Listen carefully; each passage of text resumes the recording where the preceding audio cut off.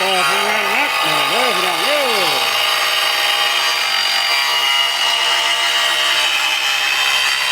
ท่านกุ้ม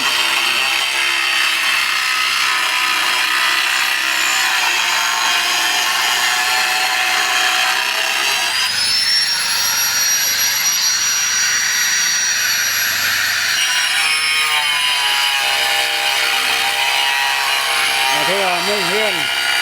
ในช่องที่ล่องนี่นะ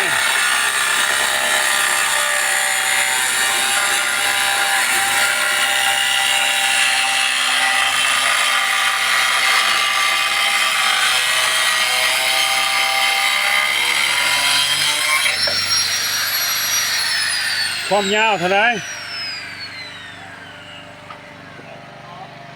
82เครื่องปั้นไฟกับอันนี้นะพี่น้องมันมีผ้าไหนบ้านนอกปอกกาเมคนละบดไม่ใช่เครื่องปั้น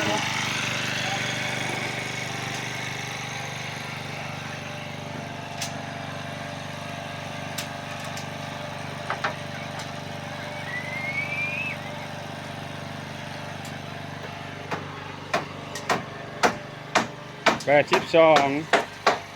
มันบอกเลขในความยาวนะสตับไปต่อ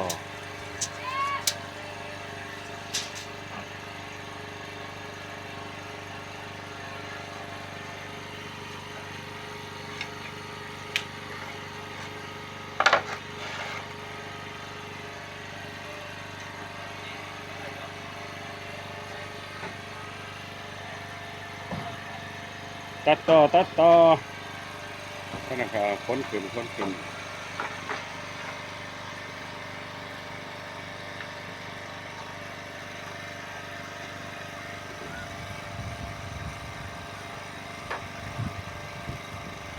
ตัดได้แล้วบ่เนี่ย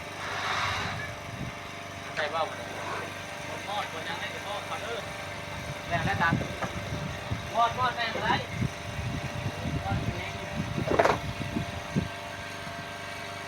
แต่ว่าอัดหูลมมัน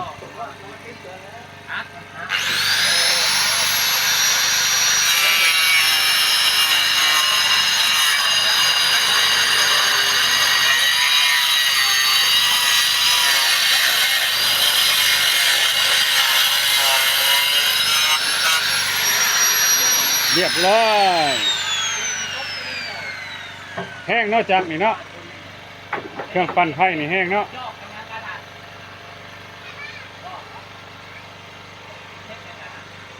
หม้อตีจักนี่